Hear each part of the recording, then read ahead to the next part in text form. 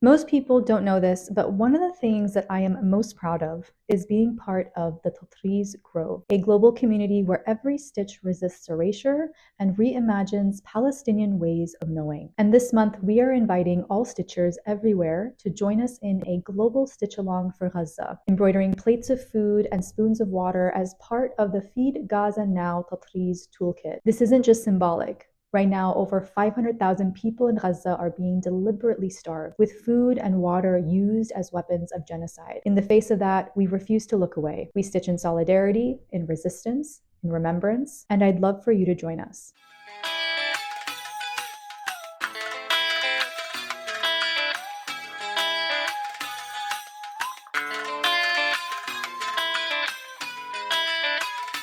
Hey Tatreezers, it's Lina. In this video, I'm walking you through how I stitched a plate of food for Gaza and why this one small act is part of a much bigger movement to turn thread into resistance. If you're new here, welcome. Whether you're just threading your first needle or stitching every single day, this channel is all about reclaiming Palestinian heritage by telling your story through Tatreez and the art of Thobe making. If that speaks to you, hit subscribe and let's begin. And if you stick around to the end, I'll show you exactly how some of the folks inside the Tatreez Grove are finishing and displaying their pieces, and how to make yours visible too, no matter where you are. This design is part of our community-imagined global stitch-along. It's a stitched plate using the Palestinian Tatreez motif identified as water and seeds, representing the nourishment that so many are being denied in Gaza. The stitch-along is our way of making the crisis visible, building solidarity, and raising funds that go directly to grassroots mutual aid, not big NGOs. Mutual aid means the money doesn't get tied up in bureaucracy or international politics. It goes straight into the hands of trusted people on the ground who can buy food, water, and supplies that same day. When you purchase a toolkit, you get a set of designs, including this one, guides, files to print out flyers, stickers, and coloring pages, plus ideas for action even if you don't practice Tatreez. And this plate, this motif, is your invitation to join. Whether you stitch it, display it, print it, or just share it online, it is one small act of collective refusal. I stitched mine while holding all those who are hungry in my heart and thinking about how Palestinian women have always used Tatreez as a form of survival, resistance, and storytelling. This initiative was created by members of the Tatreez Grove, a global community of Palestinian and Palestinian ally embroiderers, artists, and learners using our stitches as tools for liberation. We're not just crafting in isolation, we're strategizing, resisting, and healing together. Inside the Grove, we don't just learn how to embroider, we unlearn colonial thinking, reconnect with ancestral practices, and build collective power through every thread. If this work speaks to you, we'd love to have you inside. Link to join us is in the video description. Now let's get into how to actually stitch this motif. Up first, let's gather our supplies. So first of all, looking at the actual design, it is about 35 by 35 stitches wide. Now, depending on the count that you're going to use, you're going to want to cut out between 4 to 5 inches by 4 to 5 inches. In my case, I'll be using a 12 count. So when I do the calculation of 12 count with 35 stitches by 35 stitches, it's going to come out to about 2.9 by 2.9 inches. Now you're going to want to cut out a little bit more so that there is a buffer space. So I'm going to cut out a 4 by 4 piece of fabric. So that'll be my fabric. Make sure you have your needle for whatever fabric that you're using. In my case, I'll be using a tapestry needle since I'll be using Ida fabric to stitch the pattern. And then there are 4 different colors. So there's a black, a blue, a green, and a red. They don't need to be exact. There are a lot of folks who are experimenting with colors and they're just using the same design. So feel free to experiment with colors as well. But if you do want to use the exact colors that were used in the actual design that was created, then that will be included in the toolkit when you download them. All right, once you gather all your supplies, let's go ahead and get started and I'll show you exactly how to approach this design. Here is my view of all of my materials. I've got my pattern printed out. I have a piece of Ida fabric.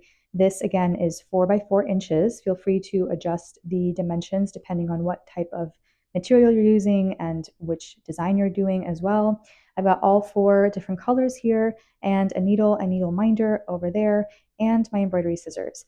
Now, if you haven't done Tatreez before or basic cross stitch, I do have a couple of playlists that you can look and reference to. So I won't go into super detail in this particular video, but I'll link those two playlists in the description so that you have access to them. Now, a quick refresher though, in case you are not familiar, this is called Ida fabric, and it is known for these basically pre-made holes into a grid. So if you look closely, you can see that it makes a pretty, just a grid.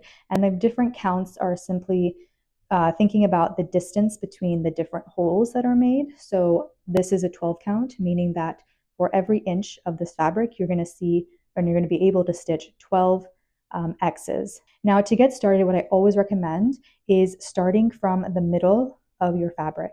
That way you don't run out of space or accidentally miscount, especially if the dimensions of the fabric are not necessarily the most generous around the actual border of the design. So what we're going to do is we're going to identify the middle of this piece of fabric and also identify the middle of our design. Now, I'm purposefully not showing the full design because I want to encourage you all to go purchase either the design on its own or the entire toolkit with all of the designs included. But basically on this design, when you get it, you'll see this red line going from across and vertically. And this point over here is the middle of the design, which means that we are going to be starting with our red color since this is going to be the part in the middle of the Ida fabric.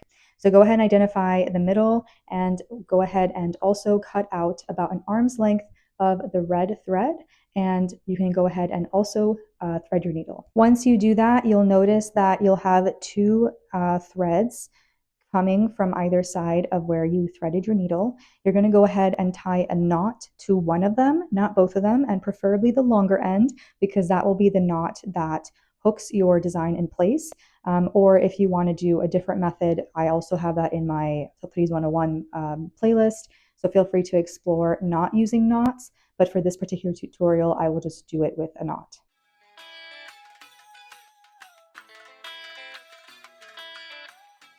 Now, also for those who don't know, the needle minder is fantastic because it is a magnet that will ensure that you don't lose your needle. Highly recommend. This one that I'm using is done by actually one of the members of the Tatreez Grove. I'll link also her shop in the description, Craft Therapy Designs. She's wonderful, and this is one hell of a magnet. You will not lose your needle ever. So shout out to Craft Therapy Designs. Okay, now getting to the strategy of how to stitch on Ida fabric. Again, remember this is a grid. Now, what that means is you're going to basically mimic what you see in the design pattern, and each of these colored boxes indicates one X. So I'm going to show you how to do the first X, and that's going to basically represent one of these boxes. And then after that, it's just a matter of repeating the X's until you have fully copied the entire design. Now, since we're doing the red and you want to be somewhere in the middle, we're going to just kind of come out from the middle of your fabric and pull all the way through until the knot catches.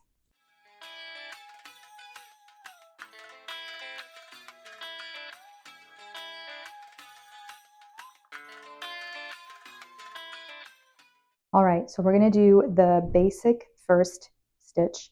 Now here I've come out, again, I pulled all the way through so that my knot catches on the back, and this part will now be deemed the front of your fabric. There's no right or wrong side of Ida fabric, by the way. Now, if you want to make an X, then basically what you're going to be doing is a bunch of half stitches. What is a half stitch? It is going from one hole that you came in from to another one that is at a diagonal. So here there are four options. You can either go to the upper right, bottom left, or top left. So you're going to go ahead and pick one. I'm going to go top right. There's again no right or wrong one. And you're going to put your needle through and pull all the way until it catches. Now you have your first stitch. In order to make it an X, you're going to have to do another half stitch across it. All right, so in this case, you're going to only have two options to come out of. You're either going to come out from this bottom right corner, or the top left corner. Again, at this point in time, it doesn't really matter. So I'm going to come out from the bottom right corner. And remember that every time you stitch, you want to go into the fabric from the same side that you came out of. So in my case, I went into the back side. I'm going to go back out from the back to the front so that it doesn't get mixed up around your fabric. So you're going to pull again all the way, make sure that it's pulled all the way. And now you're just going to cross right over. And this is hard to do with the camera in front of my face. And pull. This is your first X. This is the building block of Tatreez, or the Falahi stitch more specifically, and the cross stitch. Now what you're going to do is you're going to designate this X to somewhere on the pattern. So you want to be somewhere in the middle, so I'm going to assign it to perhaps this one, which means that I want to do 2 more X's right underneath it as my next piece. So I ended on the top left corner, which means I'm going to want to go down. So what I'm going to do is I'm going to come down to the first place that I came out of.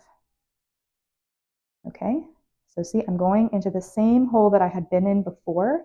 That is totally fine. You're going to pull all the way, and now you're going to cross over in the same way that you did before.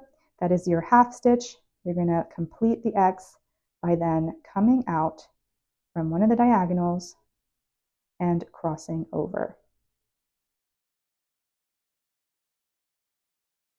All right, so now I've done those first 2 X's. There's one more to go. I think I ended at the bottom left corner. So I'm going to go over to the right so that I'm not entering from the same place that I entered before. And I'm going to cross over this time to the left and do the same thing. Find one of those diagonals so that you can cross over to finish the X. These are your first 3 stitches, and for me, they are going to be part of the O, the far right corner of the O. So I'm going to make my way to the left and finish the W so that I finish all of the red, and then I'll make my way to the black and the water and seeds motif on the outside. Go ahead and do that, and when you're done, come back here so that I can show you the final result. Oh, and if you ever need to finish, if you run out of thread, the easiest way is to actually thread it through existing stitches on the back. So for example, it's a little bit difficult to see because I got this fuzzy fraying end, but basically I would put it in through these stitches here. So let's try it on this side. I'm going to just basically go under each of these stitches like so and pull it through, and I'm going to do it under about 3 stitches or so before cutting off the end of your thread, and it really won't go anywhere, so don't worry. And then when you start again, you're more than welcome to do the same method where you go through existing stitches and just make sure you don't pull all the way through when you're putting in all your X's, or you can do the knotting method if that's easier and you just want to get a sense of how to do cross stitch. Happy Tatreezing! I started with the plate and then decided to stitch the spoon as well. Together, they carry the message further. The next step is simple. Make them visible. Don't keep your Tatreez folded away. Display it wherever you go, wherever people will see it. I'll be doing what Maysoon, one of our Tatreez Grove members, is doing, putting the boycott call up on my fridge. It's a daily reminder for my family and me of the reality in Gaza, and of the privilege that we hold to choose when and what to eat simply because we are not there. But there are so many ways to carry this protest into everyday life. Some are stitching it directly onto reusable grocery bags, turning an everyday item into a statement. Others in the Tatreez Grove and across the global stitch-along are displaying their pieces as tote bags, keychains, ornaments, wall tapestries, placemats, even posting them online beside empty plates and spoons. Every display is a reminder, a refusal, and an act of solidarity. Just imagine thousands of these stitched plates and spoons going up in grocery stores, kitchens, classrooms, protests, and social feeds all around the world. That's the collective power that we're building together. If you want to be part of this movement, you can grab the toolkit and join us inside the Tatreez Grove. All the links are in the description below. See you in the next one.